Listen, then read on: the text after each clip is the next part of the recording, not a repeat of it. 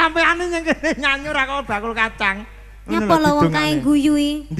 Kuwi lho. Sing nyoteng ya bene to, kuwi kan YouTube sampeyan to kuwi. Nggih.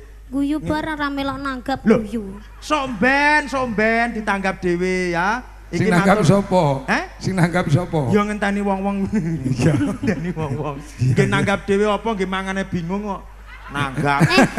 Jamaahe lho ya Allah diparingi suguhan. Masya Allah. Iki mau buka bersama lho, Nok. Oh ngoten. Buka bersama gratis disuguhi karo Gus Gendeng. Alhamdulillah. Kurang baik hati apa Gus Gendeng ini? Jamaahnya disuguhi aqua, disuguhi apa jenis jeruk, salak. Lah sedangkan bintang tamunya ning kono mau kopong iki, Mas. Ora suguhi apa-apa iki? Kena enek ra ketok sampean. Apa disuguhi akeh kuwi ya.